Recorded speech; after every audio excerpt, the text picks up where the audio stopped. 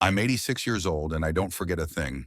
From my grocery list at the store to my wife's special anniversary date. Sounds hard to believe, I know. At this age, most people think memory is like an old book. Its pages faded and impossible to read again. I used to think that too, feeling like I was losing precious pieces of my life. But today, I'm here to tell you that things can be different. A simple habit, just 3 minutes a day, brought back what I thought was gone forever. Imagine this. You walk into your living room, stand there, look around, and suddenly realize you have no idea why you're there. Or you pick up the phone to call a dear friend, but their name slips away from your mind like a piece of paper carried off by the wind. Those moments, small but heartbreaking, used to be my daily life. I forgot the things that mattered most, like a promise to the person I love most.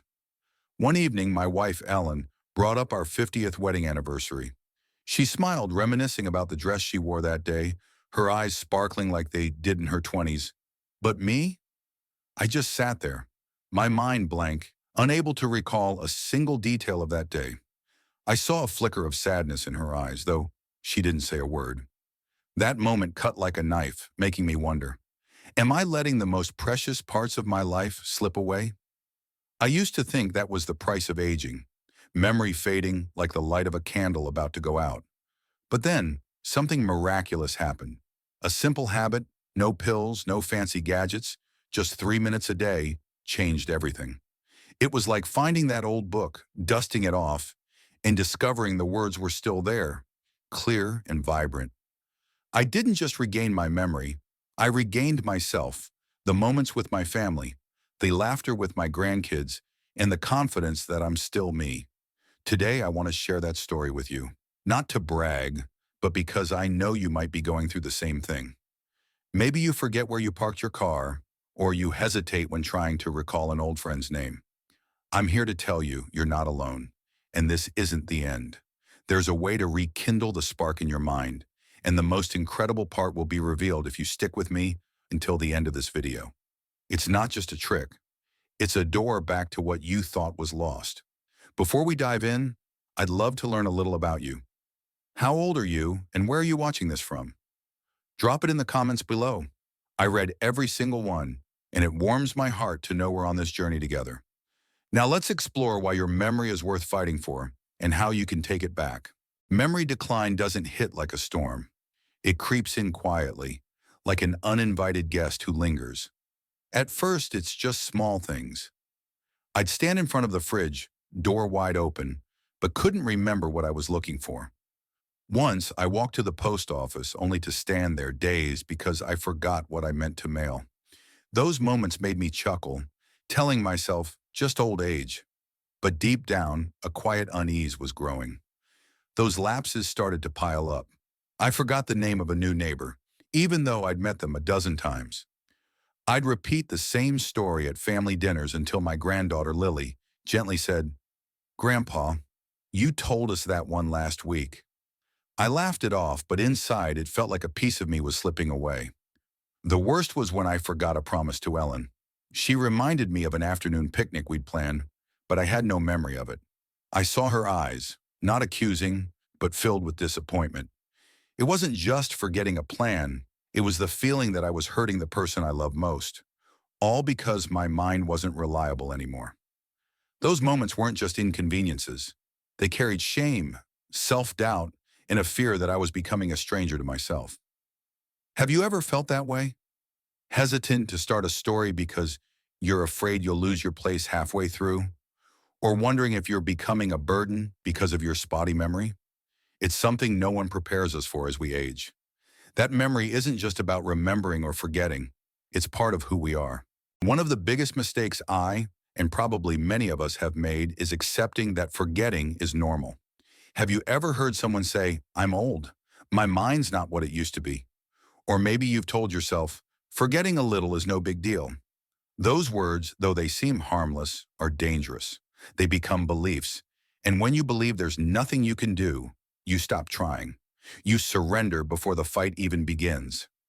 I saw this in my close friend George, who's 75. George used to be full of life, telling jokes that made everyone laugh.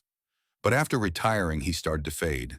He spent hours watching TV, rarely went out, and turned down invitations to the chess club because I can't remember the rules anymore. I tried to nudge him toward a new hobby, like painting or writing down his old stories, but he just shook his head. What's the point? My mind's not up to it. George didn't just lose his memory. He lost his curiosity, his joy, and his connection with those around him. Watching him, I realized accepting forgetfulness is giving up on yourself. The worst part is when we lock ourselves in a comfort zone. We repeat the same routine every day, breakfast, news, nap, as if the world has nothing new to offer. I call it passive aging, letting life carry you along instead of steering it yourself. When we stop challenging our minds, it's like a garden left untended. Weeds take over, flowers wilt, and what was once vibrant becomes just a memory. But here's the good news. Your mind isn't a machine past its expiration date. It's like a garden, and you can make it bloom again, no matter your age. I've met people in their 80s and 90s with memories sharper than many younger folks. Their secret? They never stop challenging themselves.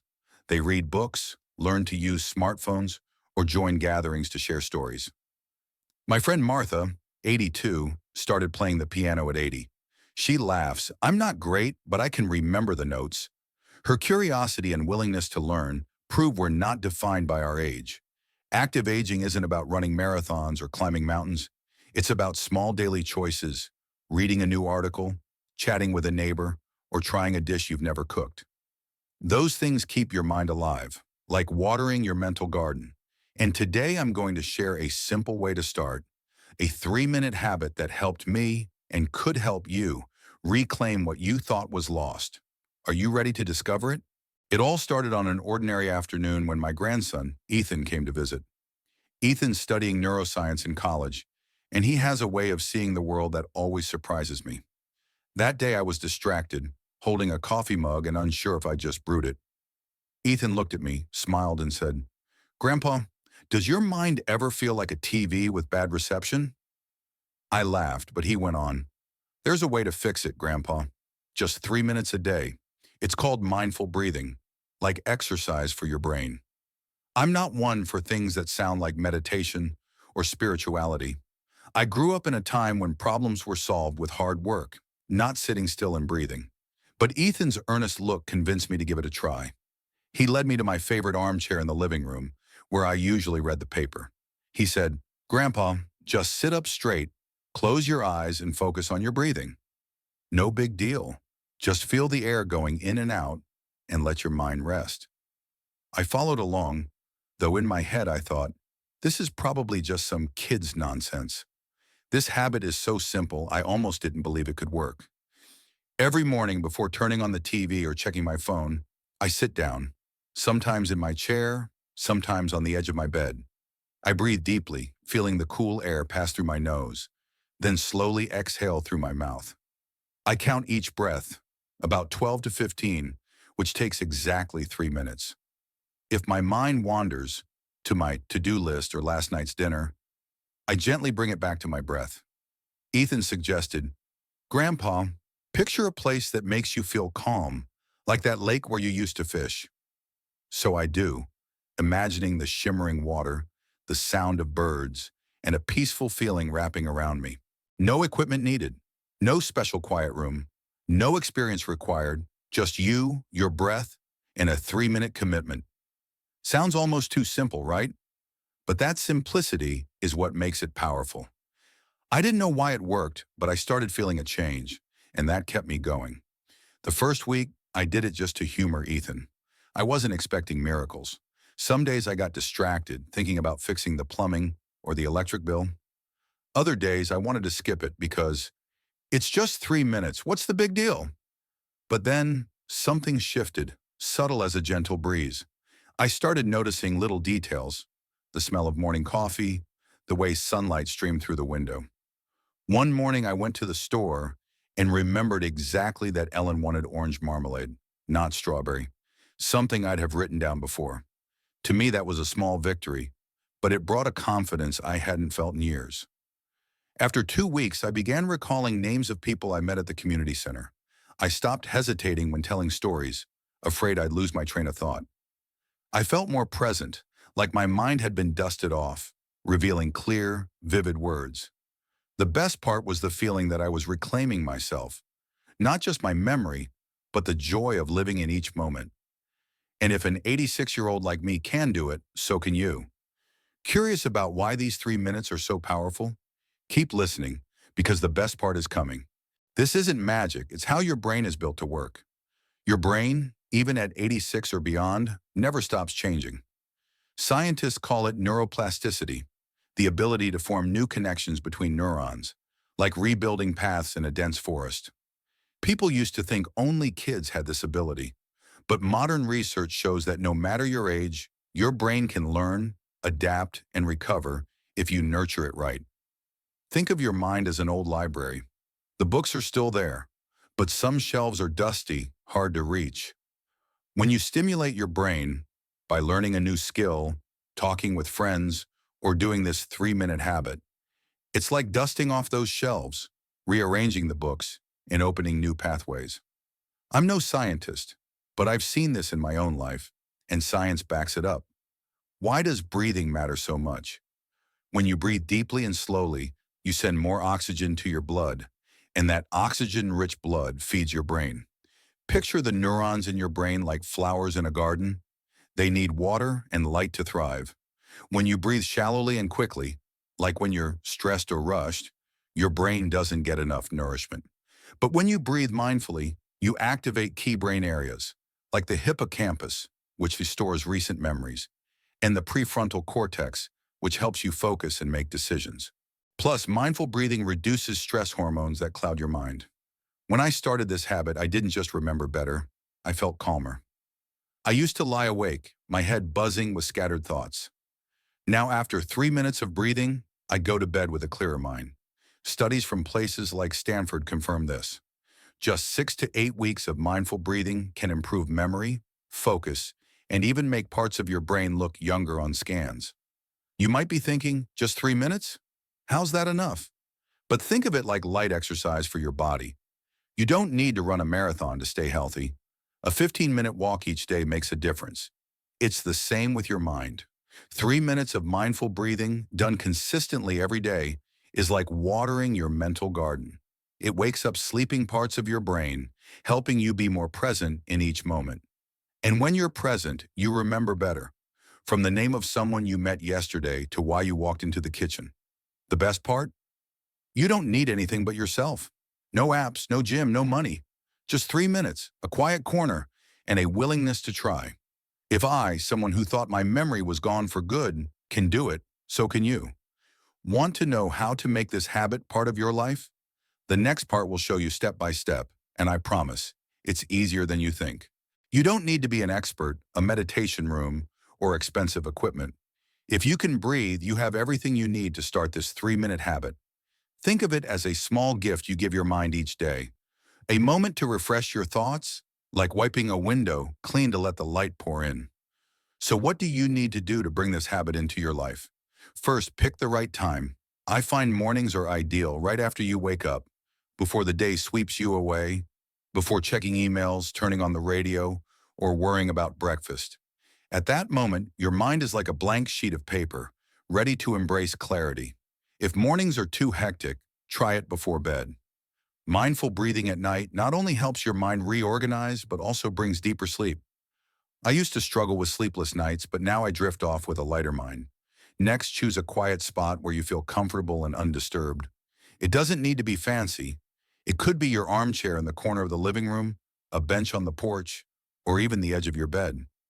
I often pick a little spot by the window where I can hear the birds chirping in the morning. The key is to make it your moment, a place where you can relax and focus. If you live in a noisy house, don't worry. I've done this in the bathroom just to get a few minutes of peace. For posture, keep it simple. You can sit in a chair, back straight but not stiff, shoulders relaxed, hands resting gently on your thighs. If sitting isn't comfortable, lie flat on your bed, arms by your sides. Close your eyes if you like, but if that feels odd, just keep them open and focus on a fixed point. The important thing is that your body is relaxed but your mind stays alert, like a guard resting but ready to act. Now the main part, the breathing process. For 3 minutes, breathe deeply and slowly, feeling the air enter through your nose, filling your chest, then slowly exhale through your mouth. I count each breath. About 12 to 15 is enough for 3 minutes. If your mind wanders, don't fret. That's normal. Just gently bring it back to your breath, like guiding a lost child home. To make it even more effective, picture a scene that brings you peace. For me, it's a morning by the river where I used to row with my dad when I was young. I imagine the water sparkling, the gentle lapping of waves, and a calm feeling spreading through me. You can choose any image, a beach, a garden, or a cherished memory with a loved one. This anchors your mind to the present, and that's the key to remembering better. Starting a new habit is never easy, especially when you're used to a busy rhythm or when your mind is full of doubts. I used to think, is 3 minutes really worth it? But I learned that persistence is what makes the difference. Here are some tips that help me stick with it, and I hope they'll help you too. First, tie the habit to a daily routine. I do it right after brushing my teeth in the morning. It becomes a natural part of the day, like brewing coffee or checking the mailbox. When you link it to an existing routine, your mind will remind you automatically. If you still forget, try a simple trick. Write a short note, like 3 minutes for my mind, and stick it on your bathroom mirror or fridge. I once taped a little note to my kitchen table, and every time I saw it, I smiled, knowing I was about to give myself a gift. Second, set a friendly reminder. I programmed an alarm on my phone with the message, "Breathe, Walter, your mind deserves it." It sounds silly, but it feels like a friend nudging me. If you're not tech savvy, ask a family member to set it up. My grandson did it for me, and I'm grateful for him every day. Finally, treat this habit as a gift, not a chore. Don't pressure yourself to be perfect. Some days I only managed 2 minutes because I was tired or my cat kept jumping on my lap demanding attention. That's okay. If you miss a day, don't beat yourself up. Just start again the next day. The important thing is not breaking your connection with yourself. Think of it like watering a plant. Missing one day won't kill it, but regular care will make it bloom beautifully. Not every day is easy. Some mornings I felt lazy, or my mind was crowded with worries about bills or health. On those days, I told myself, just 1 minute, Walter. I'd take 5 deep breaths, close my eyes, and quietly say to myself, I'm here. I'm enough just 1 minute, but it was enough to keep me on the path. If you struggle to focus, try repeating a simple word, like peace or now, to anchor your mind. I did this when my thoughts kept drifting to an upcoming doctor's visit. The word peace brought me back. If you feel skeptical, remember that change doesn't happen overnight. It's like planting a seed. You don't see the tree sprout the next day, but with time, it grows tall. I was skeptical too, but after a few weeks, the small changes convinced me. Are you ready to give yourself 3 minutes a day to see what happens? Let's explore what this habit has brought, not just to me, but to those around me. When I started the 3 minute habit, I didn't expect it to transform more than just my memory. It was like tossing a pebble into a lake. The ripples spread, touching every part of my life. One morning I went to the store and remembered exactly that my granddaughter Lily wanted chocolate chip cookies, not the peanut butter ones she hates. Before I'd have called Ellen to double check.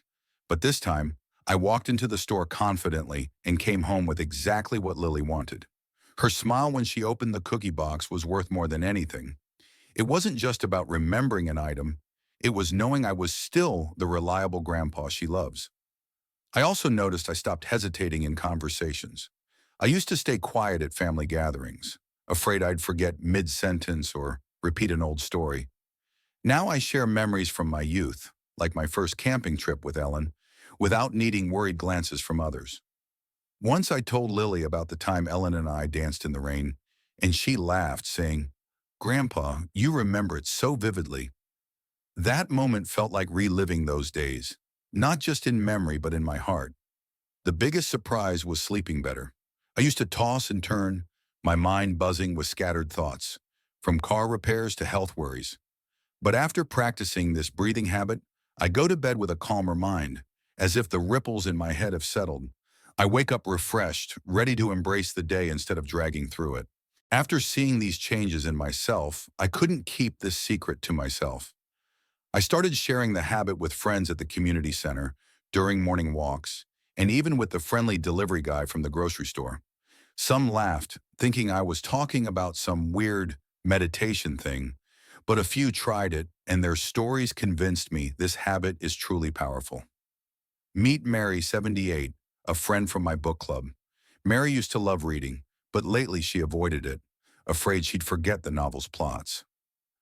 I don't want to bore people by asking the same questions, she said. I shared the 3-minute habit with her, and though she was skeptical, she tried it every morning before her tea. After 4 weeks, Mary called me, her voice buzzing with excitement. Walter, today I recounted a book's details to the group without checking my notes. I feel 10 years younger. It wasn't just her memory, it was the light in her eyes when she talked, like she'd rediscovered her love for books. Then there's Tom, 81, a neighbor who used to be an engineer. Tom often forgot doctor's appointments, which embarrassed him because he had to rely on his son for reminders. I convinced him to try the habit, though he chuckled. I'm too old for this stuff. But Tom started, not always consistently, but enough to notice a change. After a month, he proudly told me he'd begun writing a journal, something he'd never done before.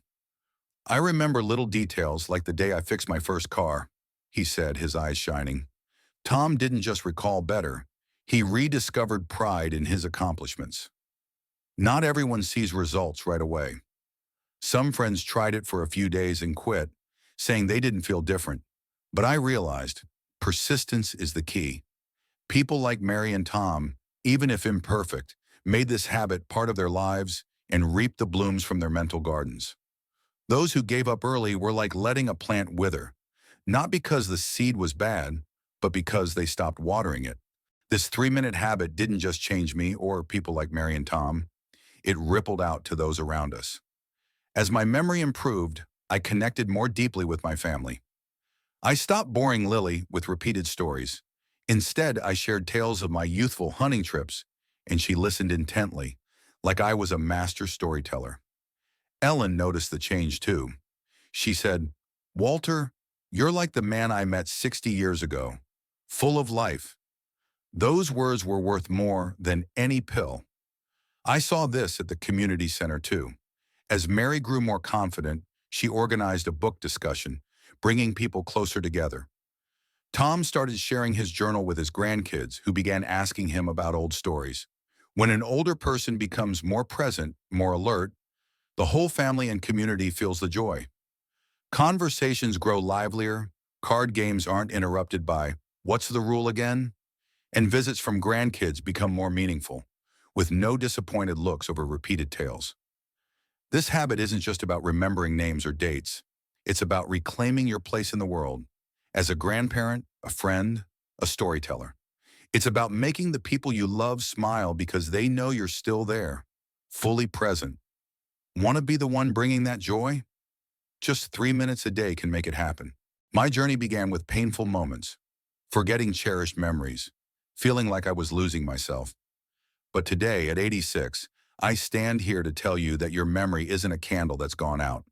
It's a small flame, still flickering, waiting for you to fan it with a little care.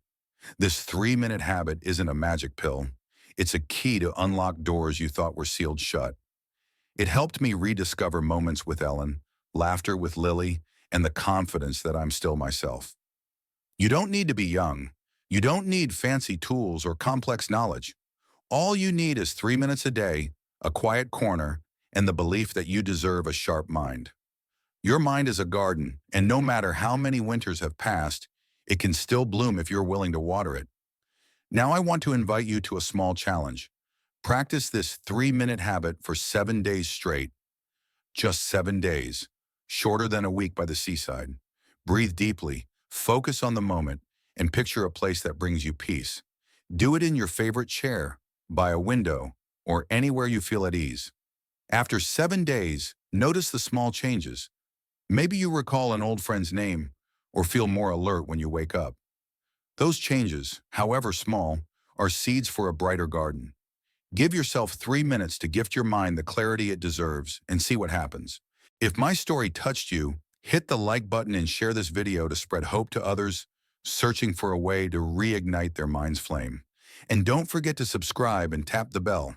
It's like joining a club of people who want to live fully at any age.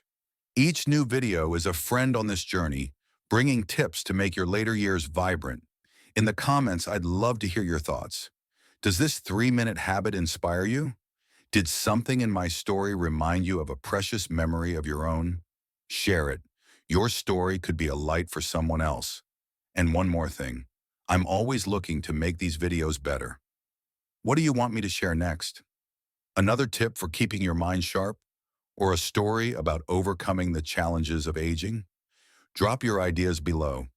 They're my compass for doing better. Thank you for being here. And remember, the flame inside you is still burning, and with just 3 minutes, you can make it shine brighter than ever.